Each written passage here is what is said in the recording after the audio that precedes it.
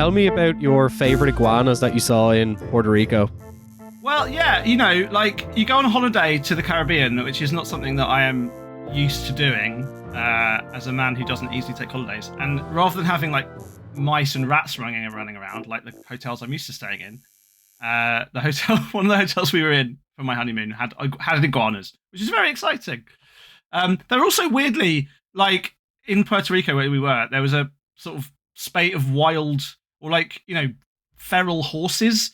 Like again, where I live, there's rats and foxes, and Puerto Rico has horses. So yeah, it was lovely, and I'm very sad to notice, Tom, that while I've been away on holiday, you've replaced me. I've been replaced in your affections. Not in my affections, but just as a temporary co-hosting duties. The show must go on. That's how it starts, though, Tom. That's how it starts. Hey, look, if there's one thing that I'm able to talk about, it's business, and the other thing is that I don't know anything about history and can't read. So that Freak Shows episode that is on the Patreon took me a long time to write, but. Well, thank you for keeping the podcast in good hands while I've been laying on a beach. Semi-good hands. Yeah, you kept posting your feet on Instagram for free, Matt. Do you know people will pay money to see those? That real Patreon content. Yeah. We're pivoting into a foot podcast. I mean, I remember the first time I ever met you in person, it was like screaming hot in the summer, and you were like, I don't wear shorts because I don't like my legs. Yeah. I took 4 suits on holiday with me to the Caribbean. The only man who will wear a suit to the beach.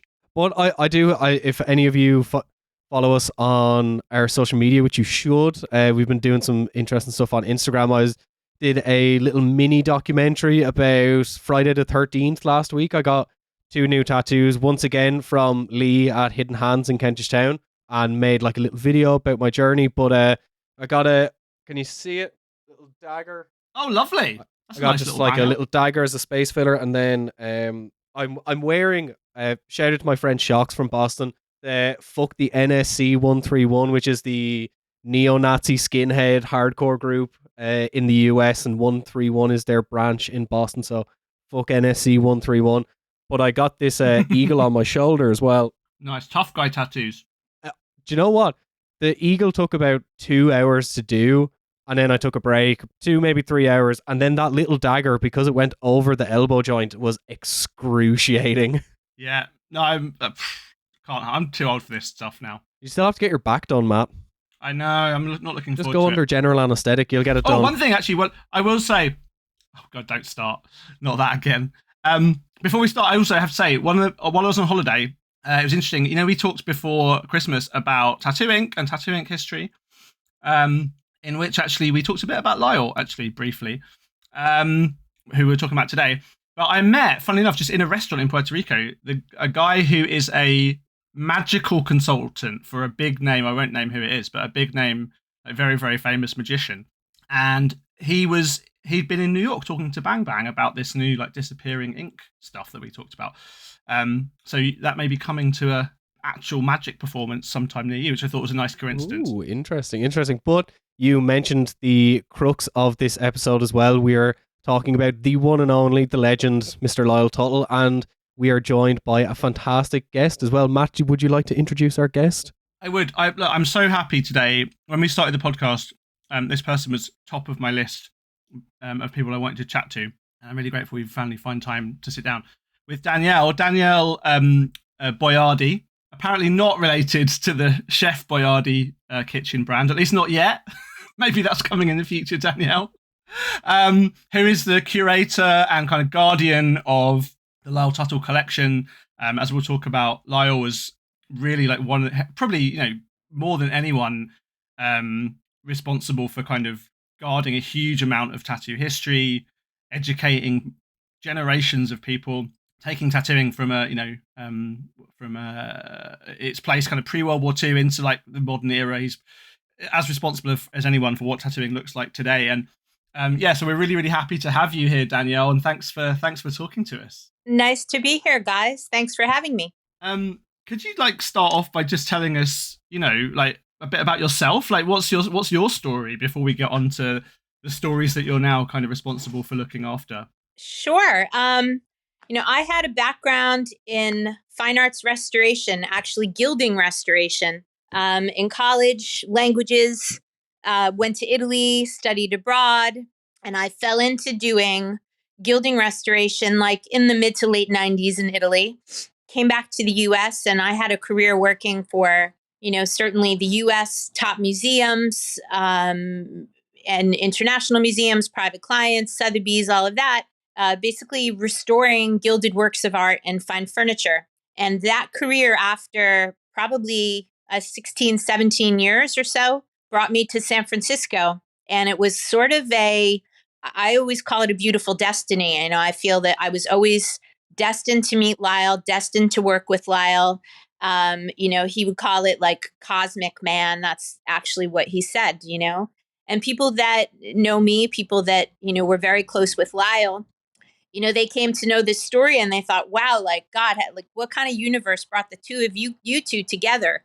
He was just the ultimate rock star ambassador for tattooing. He had been everywhere. You could name like the most obscure city at any point of the globe, and he could say, oh, yeah, I was there in '69. Or, yeah, I know this guy who's got a shop over there and he's got a pet pig. He was something else. And so as far as how I started working with Lyle, we were neighbors, and I had done a massive $5 million conservation and restoration of late 1780s gilded French molding, very posh stuff, for the Legion of Honor Museum in San Francisco. And I had gone by Lyle's shop, which at the time was not an open functioning shop. And we just wondered, who is Lyle Tuttle? I thought he was like a clothing designer or something. And, his name, his signage, the signature always had such gravitas for me that it always was like held curiosity. And then in a very destined way, I was looking for a place to do a project, a table, a console table that was, $100,000 of carving by brilliant British and American wood carvers, I'll add. And Lyle was just in the shop getting ready to reopen. I guess this was sometime around summer of 2013. And he was in there doodling. And my dad was visiting from New York. And, I said, Dad, I think that's him in there. And so I was leaning against the tree and he came outside and he said, are you holding my tree up, or is, or is it holding you up, kind of thing? And I said, I'm looking for Lyle Tuttle. And he said, I'm Lyle Tuttle. And we started a conversation. I told him about my craft. We got into his signage, the Libra sign. And, that was sort of our icebreaker and our first point of common interest. And I said, I'm a Libra. And, we shared our birthdays. And, I said, well, I'm born October 17th, 1971. And he was born October 7th, 1931. And I think most people that hear the numbers, if you're into that kind of cosmic juju, they go, whoa, okay, you guys were just going to meet and going to work together. And I did a beautiful project in his building. We became besties. I could listen to him talk for hours. And we just became super close. We called each other Buddy Bear. We were like, the modern term would be bestie. He had pneumonia. I would go to his house up in Ukiah, hang out, try to look after him, just be a friend, right? And, he had certainly been that to me. He offered me a space in his building, for free. And on exchange, I was going to do some gilding in his tattoo shop. And then he changed his mind on that. Long story short, probably about a year and a half into us knowing each other, he started introducing me to his collection. And, then I got to my mind was blown. My mind was blown. And he invited me to start traveling with him, working with the collection. I was certainly ready for some career change and, really just started as a passion project working with him because he was a fountain of information. And it just completely, he overwhelmed my life, in the most positive way. So that's the intro, that feels like guys. That feels like such a San Francisco story. Right? Weirdly, I've never been to San Francisco, partly because I think like it exists in my imagination as a British guy, growing up in London, and I was California in general. I suppose I was reading, modern primitives in 1994, 95 when I was 14, 15 years old. And like Lyle and Bert Grimm, who Lyle worked with, and Ed Hardy, and that kind of California post-war, even pre-war, I suppose, tattoo scene just is such a huge part of like the imaginary that built the modern tattoo world, I suppose. And it's really beautiful to hear that story of you two coming together, because it feels very coherent and very, as you said, like kind of almost like it was meant to be.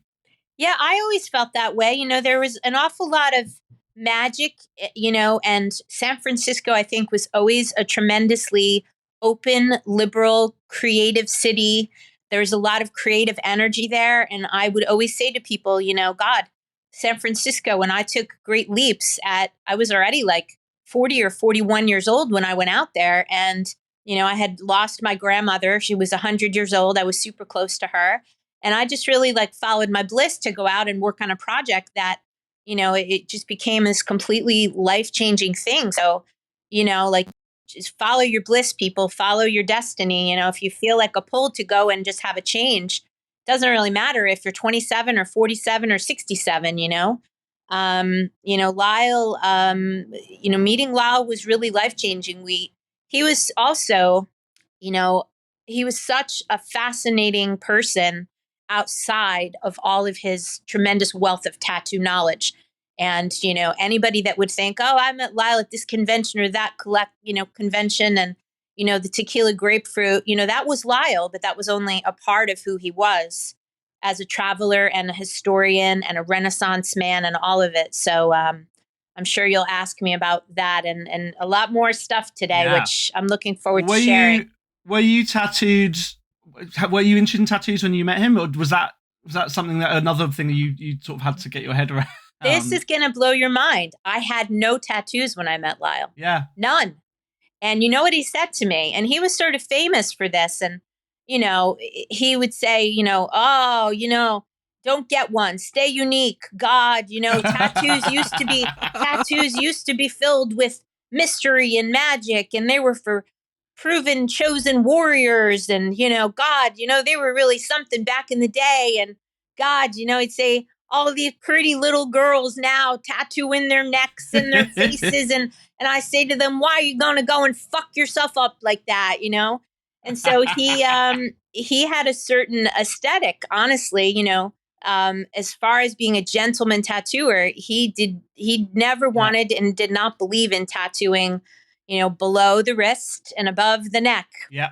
And of course, he had no public tattoos himself, did he? Yeah, and there was a lot of history and reason behind that, because he had known so many tattooers, including the likes of Ralph Johnstone, who he tattooed with and worked with on the Pike, that they as much mystery and legend as they sort of carried on their tattooed bodysuits, there also was the reality of being a heavily tattooed person in a public forum, and that meant that people were going to stare at you, and that they would feel a certain kind of shame and the freak vibe, because people were not used to seeing people tattooed unless you were in the circus, some type of a freak, or a lady of the night, or a person that really was living on the fringes of society.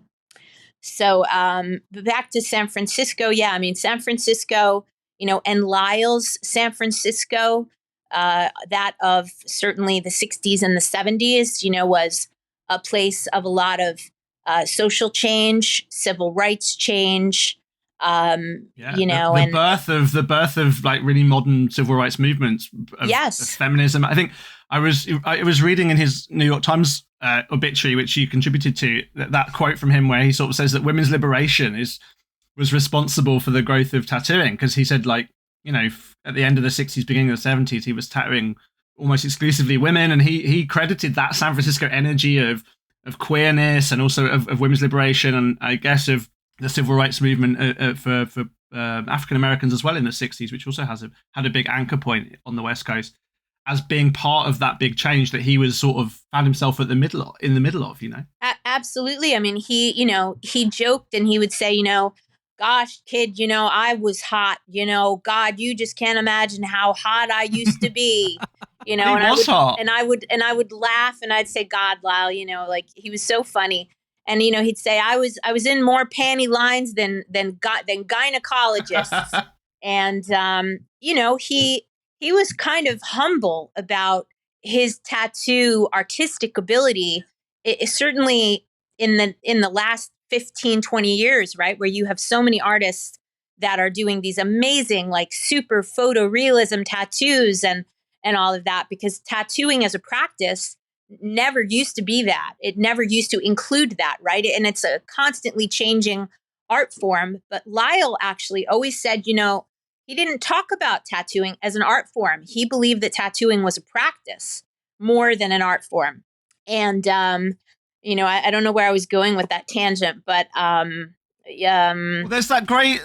There's a sorry, Tom. There's a great interview with him in that Frisco tattoo documentary that came out in the '90s, where it's interesting you use that word humility, because I think that's really how he comes across, particularly in that kind of latter part of his career, where he's clearly like he feels, it seems to be very privileged to have been a tattoo artist. And I know from talking to other guys of his generation that most of them who are still in the game or thereabouts feel that same thing, that they understand it's a privilege and understand, you know, the fact they got to travel and they got to have such profound impacts on people's lives and change culture in the ways that they did. And I think, yeah, humility is a really nice way of explaining that. I mean, it's interesting as well because I guess for a part of his career, so we talked about this before we came on to the interview, but Lyle did briefly have a bit of a reputation for being a bit of a showman, a bit of a braggart, a bit of a, you know, a bit of a kind of performer. And I wonder if you think that was well earned or not, or whether that was kind of sour grapes from other people. Because it seems to me that, you know, I'm very grateful as a tattoo historian for the tattooers that did speak to newspapers, because they're the ones that we can find out about. You know, people like Bert and Lau Hardy and Armand Dietzel and Sammy Stewart and all the names, most of the names that we know of, actually, George Burchett, actually, who I think we'll come on to in a bit as well, Les Scouse, all of those guys that we know about are the guys that went and spoke to journalists and span tales and told lies and spread their own myths. And, you know, I'm very grateful to Lyle for his showmanship, actually. I am too, because he, you know, I think of him as always being sort of part carny, you know, and he would say, you know, that he wanted to, you know, Lyle was an only child. So if we go to early Lyle, he's an only child. He was a child of parents that moved from Iowa to San Francisco, and actually to Northern California, just north of San Francisco, during the Great Depression, you know? And so he was like a rogue. And he, I think, as a very young person, had a lot of wanderlust and spirit. And, you know, he famously talks about his first tattoo and going into San Francisco in 1946, when there were all these, you know, the sailors were returning from World War II, and that it was just this tremendous sort of era of change. And walking into Duke Kaufman's shop in San Francisco, and, you know, and just being like, I got to get a tattoo, you know, and then just, you know, getting this Heart with Mother tattoo, and how that sort of brought him into, you know, manhood, and him going home thinking his mother was going to be like ashamed of him or mad at him. And she, you know, she was like, thought it was great. She was like, it's fine, you know, if that's what you want to do. And, you know, he would say, God, you know, I'm going to start a club, you know, it's going to be called OK, you know, for the only kid. And he would say, you know, when they popped me out, they knew they didn't need no backup. And so he was always a person that had, I think, really like genetically a hunger for adventure and for showmanship. You know, there was the shy part of Lyle too, but he loved sharing information. He loved to share knowledge. Yeah, so I hope that answers the question about his And yeah. I just wanted to ask as well, for those who might not be familiar, you touched on his early childhood. Can you talk a little bit about the start of his career and his journey throughout, you know, the 60s and 70s? Sure. So, you know, Lyle was tattooed first 1946, although he would tell me stories of, you know, actually experimenting with tattoos like in school, where he would like use matchsticks and like burn little tattoos on his buddies. And he would say, oh, there used to be like an acid that they would use if you had a skin infection called impetigo. And so he was, experimenting with this impetigo acid, making little marks on his, brave friends at like 11 and 12 years old. And, then he gets his first tattoo, and then he's sort of forever changed when he goes back to Ukiah. And, one of his earliest sort of, we talk about the destiny of how Lyle came into tattooing. He went to a mechanic in Ukiah whose last name was Eddie. And he turned out to be the brother of the very famous Pop Eddie of San Francisco. And at the time, Pop Eddie and Duke Kaufman were like, two of pretty much the only guys that were tattooing in San Francisco. And through meeting Pop Eddie's brother in Ukiah, that was how he had this sort of in with Pop Eddie, who then got him his first tattoo equipment. And then we fast forward to 1948, 49, he starts tattooing. First, he was tattooing in Ukiah. Then he was tattooing in San Francisco. Then in 1951, he went to the Korean War. So he had, a little bit of a break. He was barely 20 years old. As soon as he came back in 53 or so, he was working again, like tattooing in San Francisco and Oakland, and had a little more history with Duke Kaufman. And, then by, we'll call it 1956 and 57, he's sort of like hungering for more.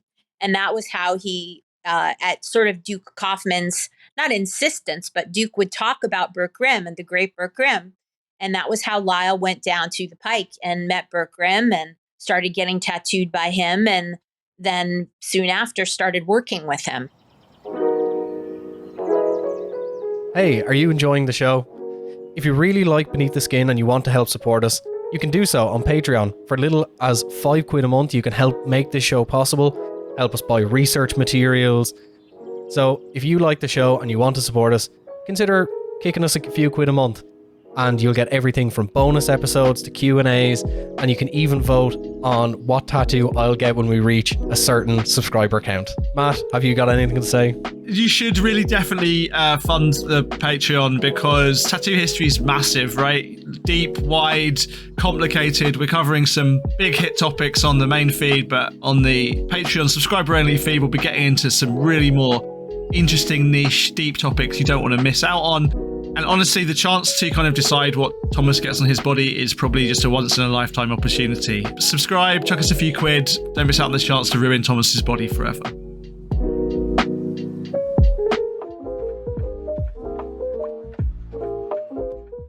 Everyone knows that tattoo aftercare is one of the most important steps in getting a new tattoo. We all want our fresh new tattoos to heal as easily and hassle-free as possible so we can show them off to the world. That's why Sanoderm's here to help. Driven by science and innovation, Sanoderm products have been thoroughly tested and used by doctors and tattoo artists alike for over 10 years. Sanoderm brings cutting-edge technology to make your tattoo healing process a breeze. No more messing around with cleaning and plastic every few hours with Sanoderm's amazing range of aftercare products. I personally have used Sanoderm to heal my tattoos in the past, and they made what used to be a daily process of setting reminders on my phone to clean and rewrap my tattoo into a one-step process. Their medical-grade products include aftercare balms, soaps, and my favourite, their second skin aftercare bandages. Sanoderm's tattoo bandages are designed to be waterproof, breathable, and keep your new tattoo protected from whatever the elements can throw at it, so you can get on with your day, worry-free, and confident your new tattoo will look vibrant and will heal faster. Plus, their products are all natural and ethically sourced, so you can take comfort in knowing that you're healing your tattoos with nature's finest ingredients. So next time you're in an artist's chair, why not try Sanoderm, healing your tattoos the modern way so you can get on with your day. Check out the link in the description of this episode for discounts on a range of Sanoderm products or for more information. And he really, I guess, like the kind of, again, sort of standard public story that gets told about him is him tattooing people like Janis Joplin in particular. So that often gets sort of held up as a really kind of interesting pivotal moment. And then he was in Rolling Stone magazine, right, in like 71 or there and thereabouts. And I mean, he's I guess may have the claim of at least kind of one of, or if not the first kind of celebrity tattoo artist of that era, right? So No, go ahead. I was just going to say, with regards to his relationship, to Janis Joplin, at the time, we'll say between 1960 and 1989, Lyle had his uber super famous 7th Street shop, right, in San Francisco. And, because he looked the part, he was just being himself. He wasn't looking to get likes or follows on an Instagram page. Lyle was being himself. Lyle was a Renaissance man. Lyle was a super creative person. He was a very social person. And, Janis Joplin then came into his life through actually, the Rolling Stone article. He knew somebody that basically wrote for Rolling Stone magazine. And then I'm trying to think of the other details of that. He was photographed by Annie Leibovitz, I guess in 1972, just after that. But, with regards to the Janis Joplin thing, she met him at some party or something. And there's a very famous... Again, old San Francisco, Oh, yeah. Yeah. And, she at the time this was probably in the last year or so of her life, she did a super famous that you can find online. It's an interview with Dick Cavett. And she talks about Lyle and getting tattooed by Lyle and meeting him and all these stars and God, you should see him and he's just gorgeous. And so, she went in and got 2 tattoos by Lyle. And, the Rolling Stone thing, that sort of came, again, this was just a destined thing. I believe the writer of that article was Amy Hill, and she's still living up in Northern California somewhere. We actually tracked her down, Lyle and I, about 2 years before he passed, just to kind of, yeah. And that was sort of where that was sort of the wave of the media, right? And, Rolling Stone at the time, I mean, he was like a rock star, to be on the cover. And, he knew all these super famous musicians, Freddie King, Albert King, the Allman Brothers, and then soon after the early 70s, we'll say 71, 72, then he had the kind of success that he, brought him down to have a shop in Hollywood.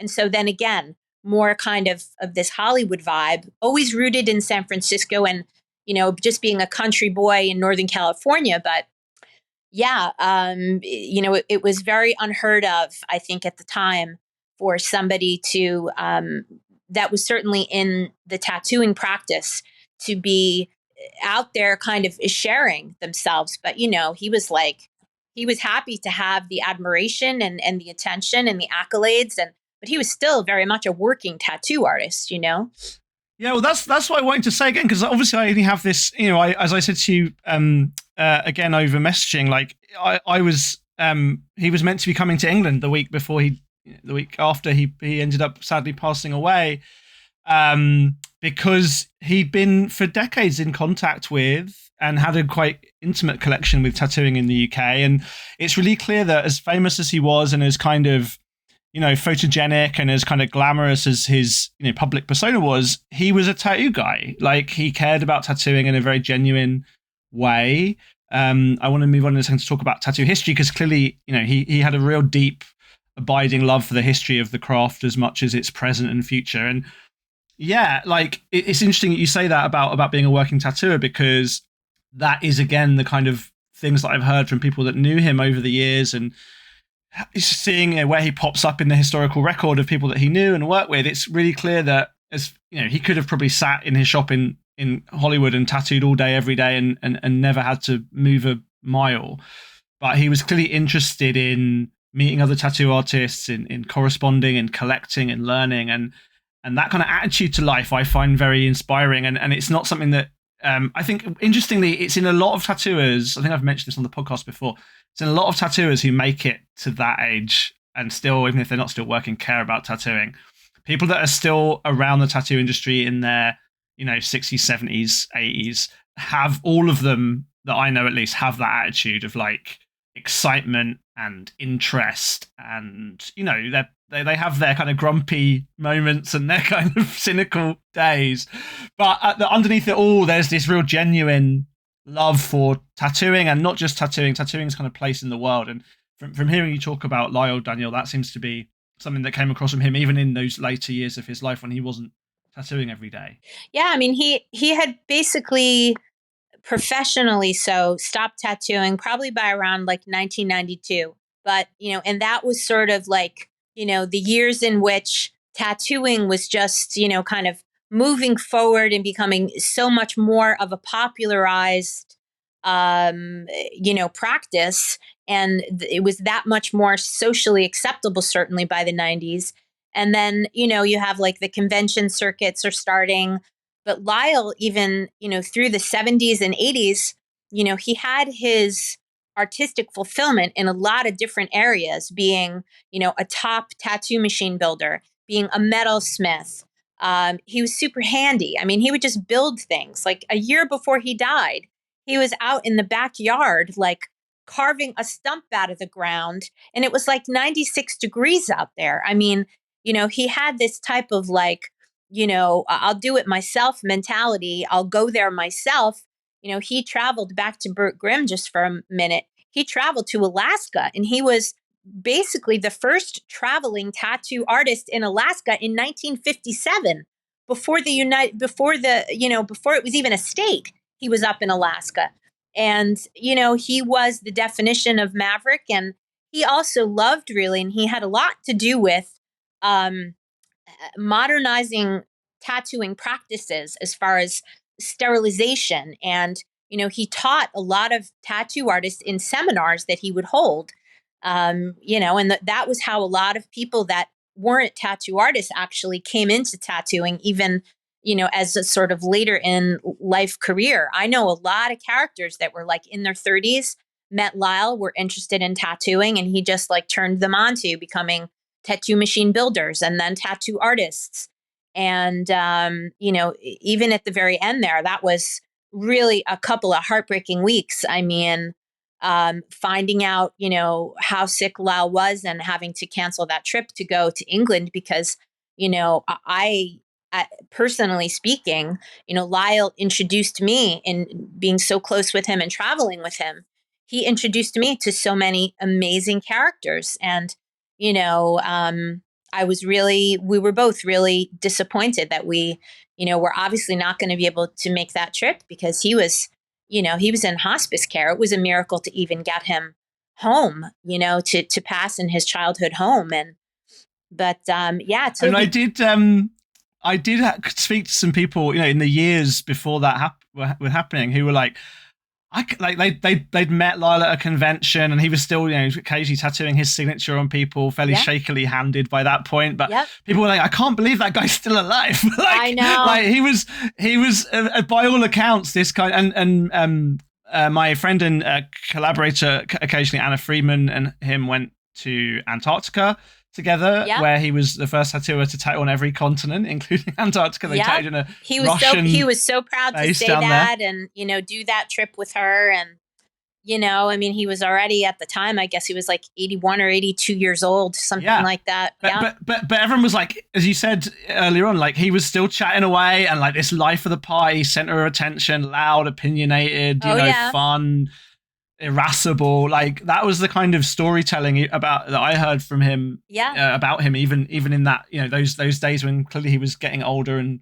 more frail. It was funny you asked me earlier, well were you tattooed? I don't know how I made it through. I'm born in 71 and I can remember my sister getting her first tattoo, and I was curious about it, but I always had a sort of fear factor about it too. Not that it was going to hurt, but I just thought, oh gosh, like what is going to be a tattoo that's going to mean so much to me? And, it's coming now to me to share that Lyle gave me my first tattoo. And it's just a tiny little Libra sign. You can probably barely even see it there. Great. But, we were both Libras, and that seemed to be like, just a good kind of, I didn't know how I felt about having his signature, although so many people were so psyched to have his signature. Yeah. So I have two. I think it's pretty different if you're like seeing him every day and living, like working closely with him to have his signature on than if you're just it was funny. collector. You know, I was with my mom, and my mom got her first tattoo, and I got my first tattoo. Not hers wasn't by Lyle, but you know, I sat there with Lyle, and I thought, you know, God, I mean, if I was working with, you know, a painter, you know, and the painter wanted to paint me, or if I could have that kind of experience, like this is Lyle's practice. I didn't get the tattoo so much because it was going to be, oh, I have a, you know, a tattoo by the great Lyle Tuttle. It was just that I spent every day with Lyle for, you know, quite a lot of years there. And, you know, I thought, God, you know, what's the matter with me? You know, like I'm not a virgin. I have my ears pierced, you know, life changes, your body changes, get the damn tattoo.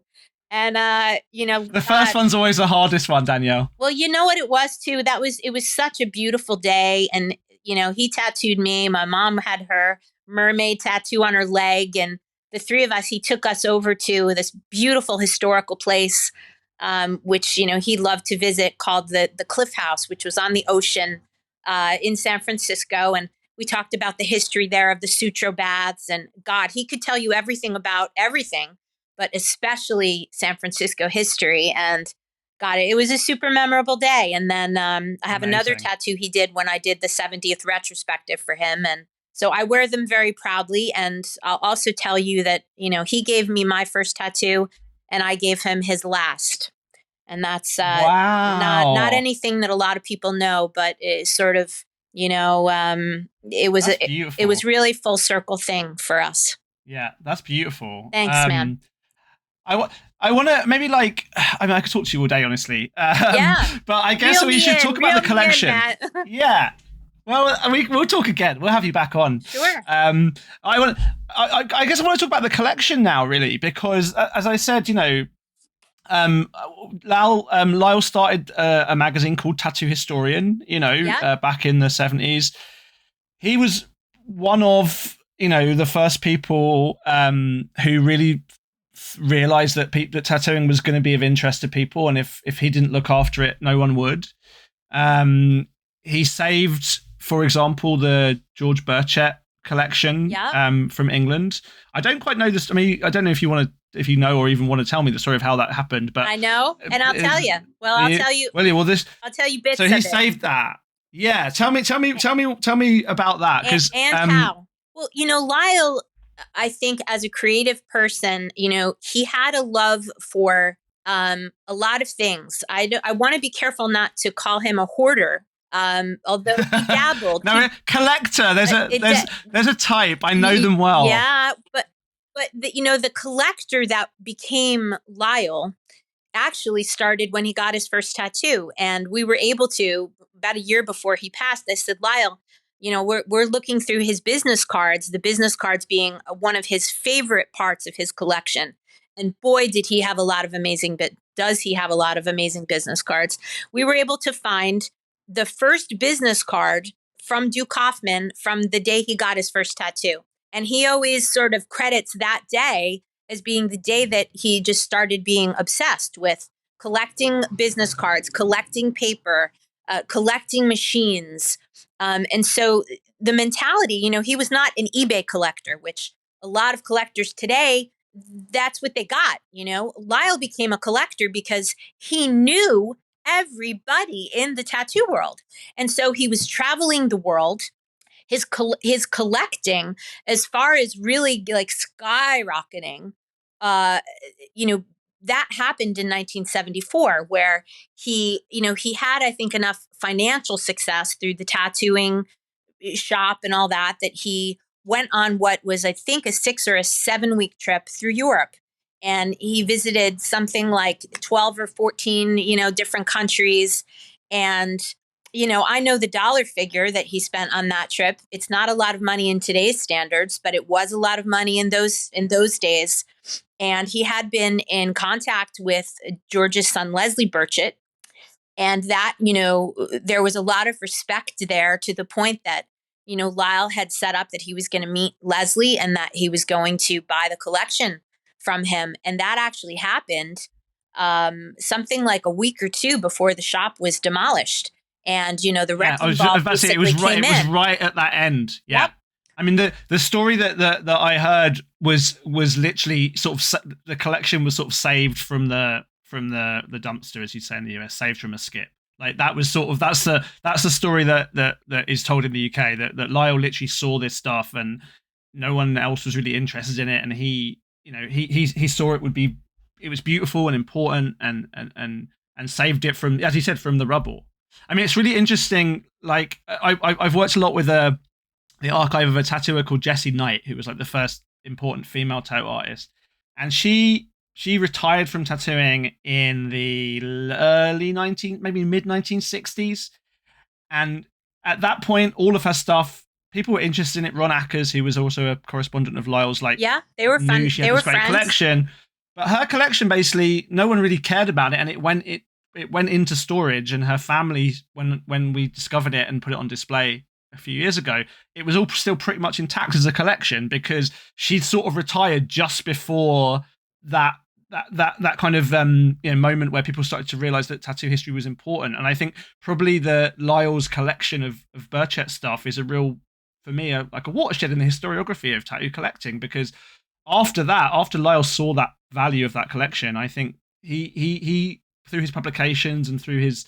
his attitude to talking about all the things he knew and had learned, him and Ed Hardy actually as well, I think I should credit Ed too, but those two, I think, probably really amongst the first people to realize that tattoo history was important and interesting. And as you said, traveling, going, making those connections, and it wasn't just a kind of, they weren't doing it to make money or to do anything other than, as you said, collect stuff that they thought was beautiful and interesting and important, right? Yeah.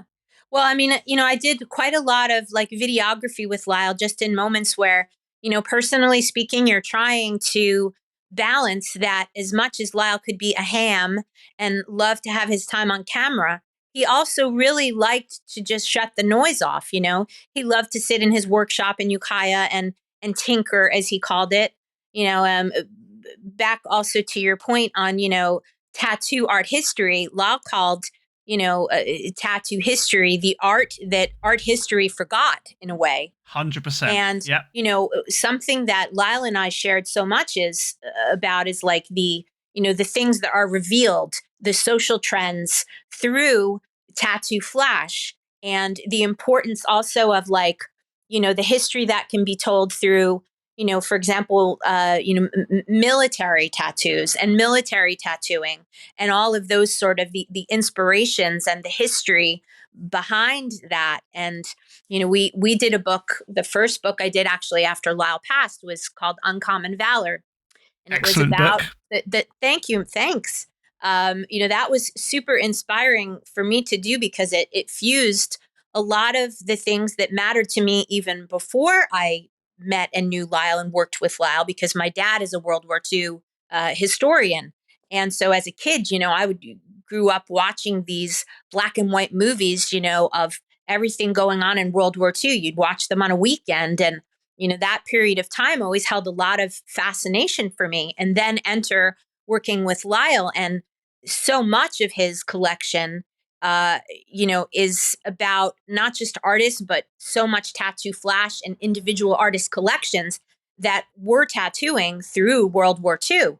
And, there was just a lot of visual information there. There was a lot of intimate social information there. And, so much of the experience, of being, a kid basically going to war and either getting a tattoo that was going to be, a sweetheart tattoo or a pinup tattoo, tattoos for your military branch of service that were going to sort of bolster you as you went into battle, and something to kind of keep you company while you hoped that you could just make it home alive. For me, it was like there was so much of that to be sort of shared and protected through Lyle's collection that, I mean, that's where. Yeah, and I think this is again, something that I try and do still. But Lyle, I walk very stumbling in Lyle's shadow, or the ground that he paved for me and others like me, because it's exactly that. That tattoo history is beautiful for the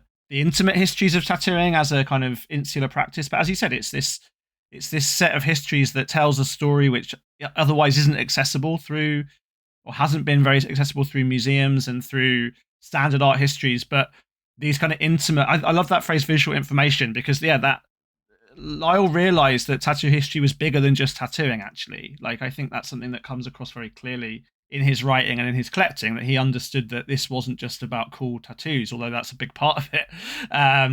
It's about what tattooing tells us about people, right? I always sort of say, tattooing is like, or certainly that period of tattooing is like things you love, things you hate, things you want to fuck, basically. Like that's great. And maybe that right, and maybe that last one is also in the other two. Like that's the totality of Tattoo Flash. If Lyle were alive today, he would steal that from you. He would credit you, but he would say that all the time. Yep. So so after Lyle, I mean, you were managing the collection for a long time before Lyle died, but what's it like, if that's not too banal a question, being in charge of this and managing this collection? Because it's enormous from what I understand, and presumably very unwieldy. Like, I guess it's not catalogued in any kind of standard way that we might recognize as a museum catalog. How do you kind of approach that practically and emotionally? Well, the truth is, what some people don't really understand, and maybe, Lyle would talk a big game about the tattoo museum that was in San Francisco. There was not technically an open public visitor space that was a tattoo museum since technically 1989, when Lyle very sadly had to shut his 7th Street shop because of the Loma Prieta earthquake. Then Lyle had a component of what he was sharing as tattoo history in his the shop that he had after the 7th Street shop on Columbus Avenue, but it really never was organized. And so, there's been a tremendous amount of change, in the business, in what had to become a priority, because, the collection was kept in Ukiah. Frankly, mostly in Lyle's house. He was at one point. He was trying to sell it or donate it, wasn't he, for a long time as well? Yeah, and couldn't quite find the right way. He dabbled in looking into, there was something that was sort of potentially in the works about a year before I was working with Lyle, and then 1 year after I started working with Lyle. And the truth is that, he sort of didn't feel a trusted sense of, well, what's going to happen if I, sell my collection to a museum? And, there's a lot of kind of, working in museum culture. I can tell you this: there's a lot of great work that happens in museums. There's a lot of not so great work that happens in museums. And plenty of museums, including places like the Smithsonian, they will boast all the things they own, all the storage centers they have.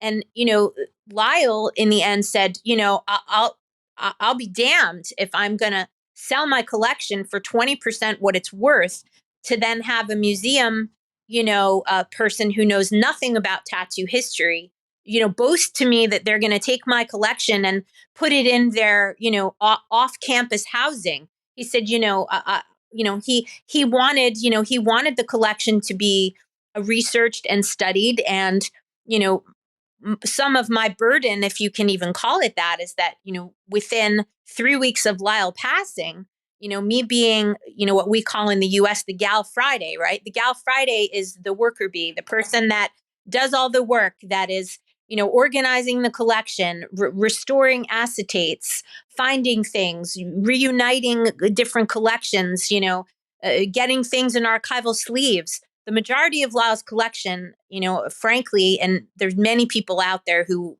if they were lucky enough to visit Ukiah and to visit the collection, they knew that collection was not in a safe state of affairs. And I would always say, tattoo history and some type of tattoo magic, man, did it protect that collection, from everything from flood, fire, heat damage. There were many tattoo acetates that were found within 2 months after Lyle died that, you're talking wearing a gas mask and meticulously going through hundreds and hundreds and hundreds of them.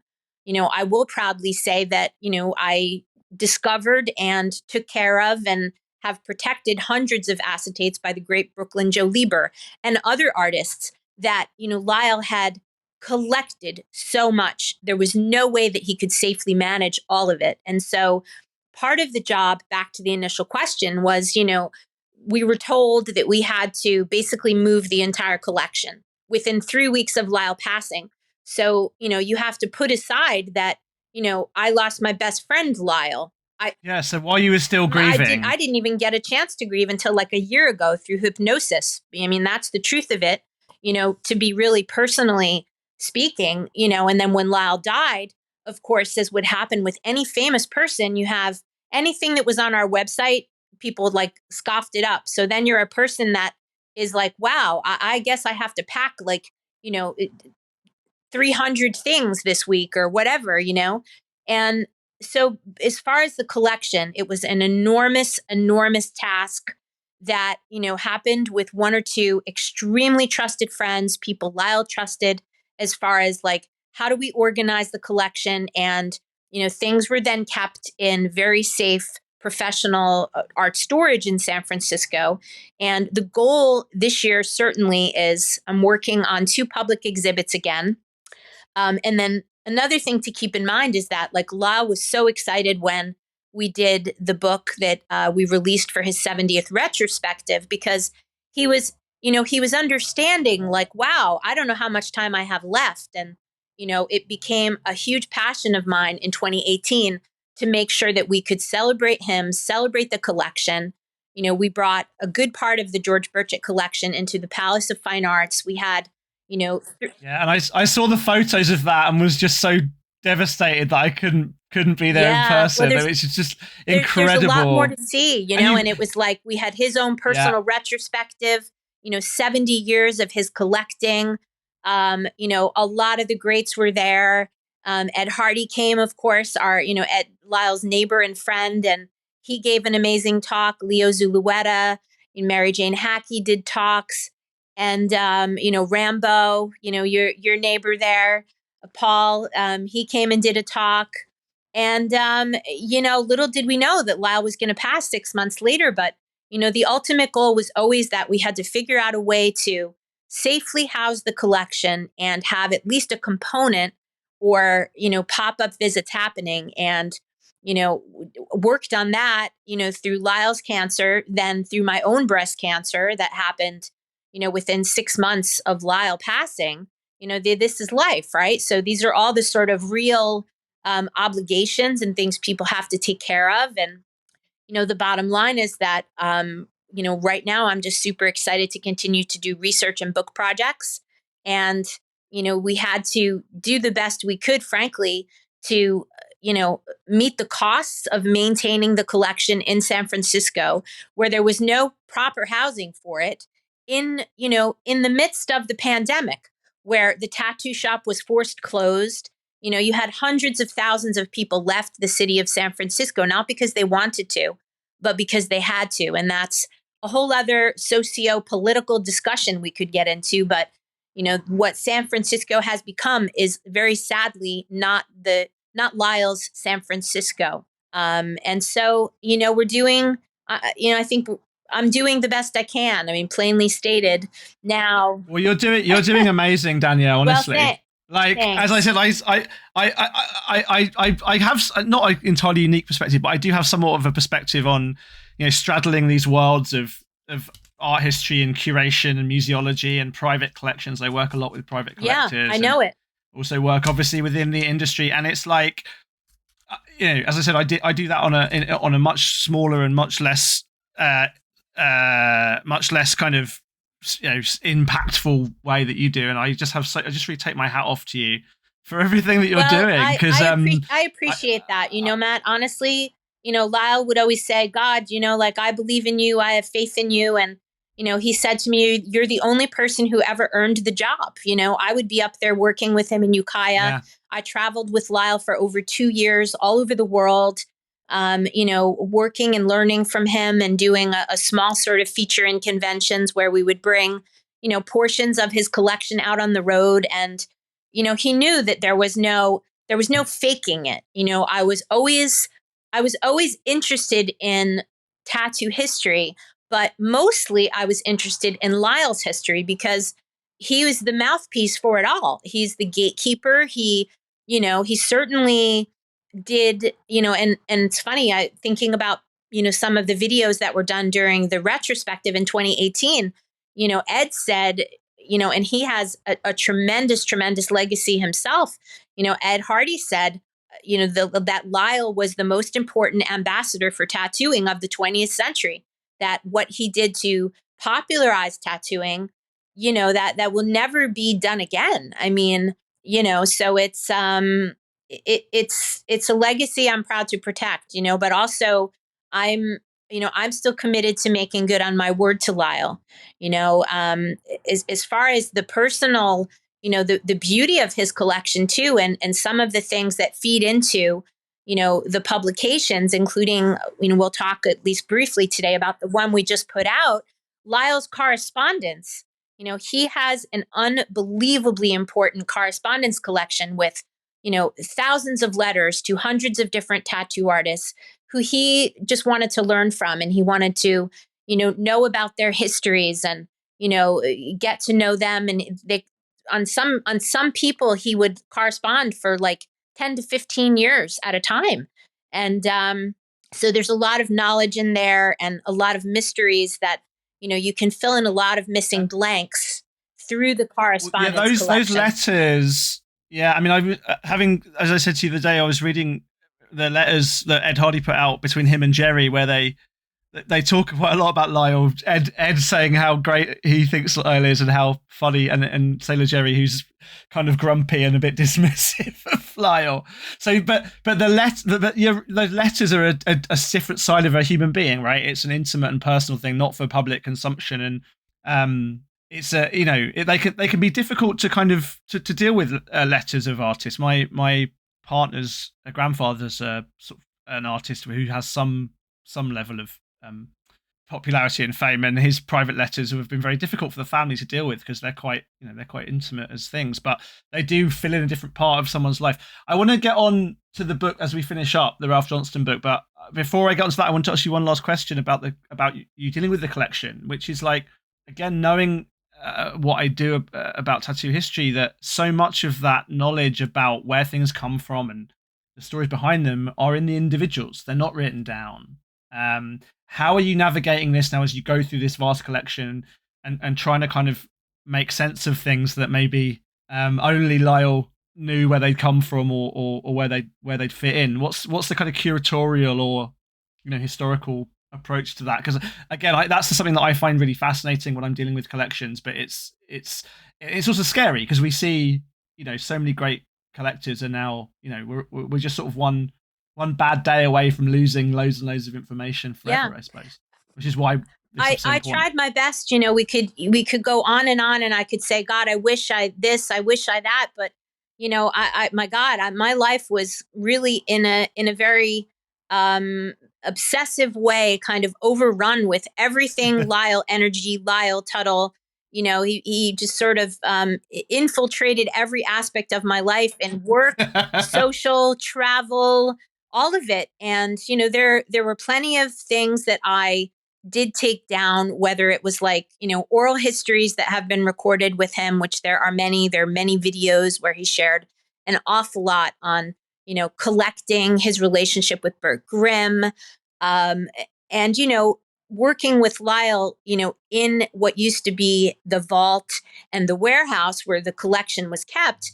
I would ask him questions without trying to completely overwhelm him, because there would be times when he would just shut down. He'd just say, kiddo, I can't stand it anymore. It was like he needed to have his downtime too from it. But, I tried my best always to like strike a balance of like, God, I'd say, Lyle, maybe we could just do an hour and then we'll sit and we'll have a little cocktail together, because, I knew that when he was gone, the information was gone.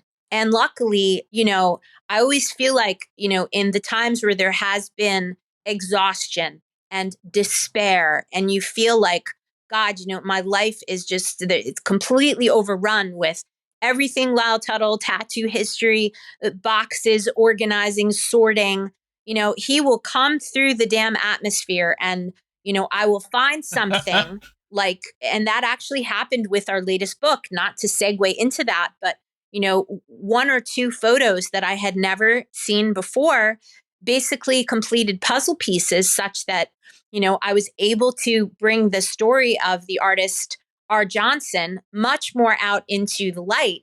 And I go into myself and I always ask myself, well, what is something that Lyle would want me to do? How would Lyle want me to share this information? And so, in now doing, I guess this is the third publication I've done, I thought it was important to share the story of Art Johnson because, his artwork and his flash collection certainly, is one of the most important and most beautiful in Lyle's collection. But there was never like, the face put with the name, put with the art. And there was a lot of conjecture. A lot of people think, well, there's, Ralph John Stone, but then there's also this character, R. Johnson, who, as far as American traditional flash and his artwork, he's one of the, I would call him an underdog legend. There's a lot of these underdog. Yeah, because you call the book is called the Tattoo Art of Mystery Legend R. Johnson, Yeah. right? So this is probably a good place to kind of, to start tying all these threads up. So, tell us about if, as much as you can without spoiling it so people go and buy the book. Yeah, well, I mean. But what is the mystery of R. Johnson? I mean, the mystery really was that, just as I had said, like, there were photos of a man named J.C. Johnson in Lyle's collection. Many of them that were part of the Coble photos, and Lyle has the entire Coble photo, collection. And so, the flash was signed R. Johnson, R.J. Johnson in just a couple of cases. And so, one letter basically from a Midwest artist who it turned out he had tattooed R. Johnson, he shed a lot of light without giving away the whole mystery, on who R. Johnson was. And in Lyle's, recounting to me where he had acquired this flash and that for sure he knew that this R. Johnson had worked with Ralph John Stone, it sort of closed the gap between, if this is R.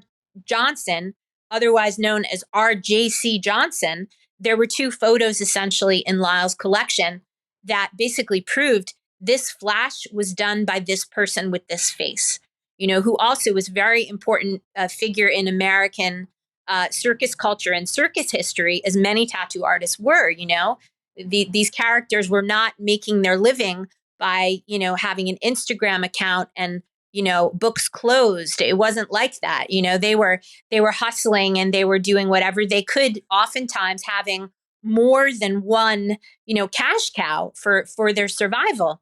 Yep. And so cutting hair, running bars, all kinds of photography studios. You got it. Kind of things, right? Taming snakes, or, J.C. Johnson actually was a strong man in the circus, and, John Stone was a banner painter. And so, I often think, my God, like, can't we just, get back in a time machine and just be a fly on the wall to hear the conversations? But, what we can't do that, but what we can do is try to look a little bit deeper. Certainly Lyle's collection, as far as the correspondence, his travels, his photo collection, his business card collection, which is a force of nature. They're like little paper candies. And honestly, the business cards were some of Lyle's favorite things in the collection. There has been an awful lot of maintenance and organization of this massive, massive collection, that's happening week in and week out. And, I certainly hope that the tattoo community, because there is not currently a place, where they can see everything together in a public space, that they don't lose faith that that is going to happen. So, the publications, I hope, sort of, show people, okay, wow, there's good work being done. And certainly there will be public exhibits and pop-up exhibits that are in development right now. That's amazing. And I think the books are so important. They're beautifully produced, the books that you've put out. And I haven't seen the R. Johnson one yet, but I'm sure it's of the same beautiful standard. And as you said, there are all these, behind those big figures like Lyle, and George Birchett and Les Scoos and all the others who were out in the newspapers. There's a whole kind of other set of tattooers who are, and the mystery is part of the beauty of it, right? And I remember speaking to Ed Hardy years ago, who'd been starting to publish things again with some of his flash collection. He said, look, things, it's all well and good keeping stuff hidden away, but actually we need to put some of it out there, because otherwise it disappears. It kind of, when individual tattooists die, individual collectors pass away, things get sold off, things get dispersed into the ether. And there is there's real value, as you said, not just for tattoo history, but for the history of all of us, to make some of this stuff accessible. And I know what a challenge and what a labor of love putting these books out are, and they're beautiful and they're beautifully written and they're incredibly kind of careful and thoughtful. And I'm just really grateful that you're doing it. And thank you for being such a great custodian of this amazing legacy. And I wonder, like, as a closing thought, like, whether you think coming to this not as a tattooed person or someone who'd been obsessed with tattooing for your whole life, but having this kind of artistic and historical background, does that make it?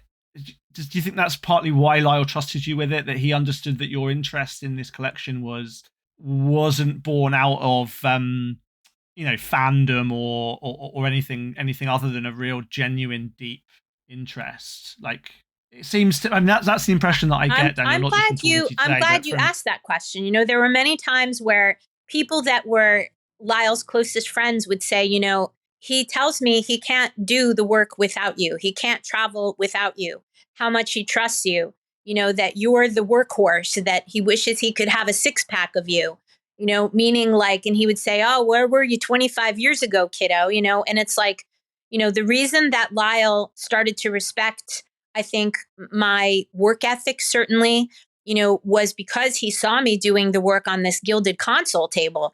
And I remember one funny conversation where he'd call me at night. I would be working in the basement and he would be up in his penthouse apartment, and he'd say, "Kiddo, you're still working down there? And it's midnight. You're not doing any coke?" I'd say, "No, Lyle, I'm not doing any coke. I've never done coke, buddy." And he would bring me down like a little juice glass of like a tequila grapefruit as like our little reward, and I imagine gilding wouldn't go so well if you were on coke. The whole thing would be covered in like. Probably not, yeah. But that I know that I made an impression on him with the work ethic of that table through like a crippling hand injury and tendonitis, and when you travel with Lyle and you're bringing the day in a convention, especially having to protect and watch over, there were thousands and thousands and thousands of dollars worth of flash that we were traveling with, carrying in suitcases, putting up in these displays and stands, talking till you're hoarse in the throat because you have a lot of passion for his history. And, you're looking out for Lyle too, because my God, we were traveling. He was between 83 and 86 years old. And he was still sort of like trying to charge through it. He was recovering from pneumonia. And so, my dedication to his collection is always rooted in my dedication to Lyle, because I feel like he's still floating around somewhere. I mean, was the most important mentor of my life. And, there was never this fan thing. I hate to say it, but I think the fact that I was not a tattooed person when I met Lyle, and he was impressed with just me as the oldest of 3 kids, always taking care of the arts was always my passion. Nothing was changing there. It was just that the medium was changing. And so it stopped being gilding and fine furniture and picture frames, and it became taking care of, his art collection.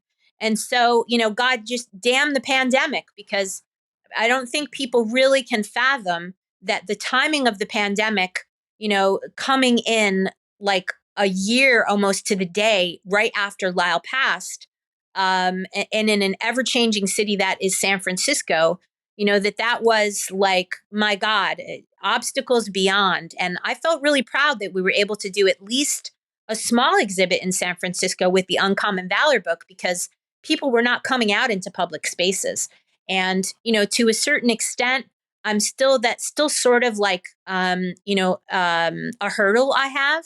But, where there's a will, there's a way. And I'm really excited this year that we're getting back into it with publications. Another publication that's sort of on the list to do this year will be, I'll just, hint at that it will have to do with the amazing collection that are the tattoo historians. And then later in the game, a book on the great Omi. So, there's a lot of things that have been discovered in Lyle's collection, sort of one move at a time, one tub at a time, and just mind-blowing discoveries that I'm happy to share. It's. Yeah, I'm excited by that. I mean, I wrote, obviously, there's a chapter about Omi in my book, and I sort of did a little bit on him, but in the bigger story. I can't wait to get into your book, by the way, Matt, and thank you for sending. And I'm looking at it right now here on my coffee table. So it's my very short sort of few thousand words on Omi, putting him into that context is but a trifle, I think, compared to what you will be able to write and put out, and the story you'll be able to tell with the information that you have. So I'm super excited for that and everything that you're doing. Where can people get hold of the R. Johnson book and keep up with what you're doing and purchase stuff from you? What's the best way? The best place to follow us. We have an Instagram account. Unfortunately, we were part of many people that got hacked a couple of years ago. So you lose a bunch of followers. You learn to be more careful. But now we are at Lyle.Tuttle, And I, do everything there from share things on latest publications, Lyle history, rare photos, things from Lyle's collection. And the book is called The Tattoo Art of Mystery Legend R. Johnson. And there's a click on link on our website. The website is www.lyletuttlecollection.com. And it's being super heavily promoted on Instagram right now. So if you follow us at Lyle.Tuttle, there's links to the website to get the book and all sorts of other stuff on the website too.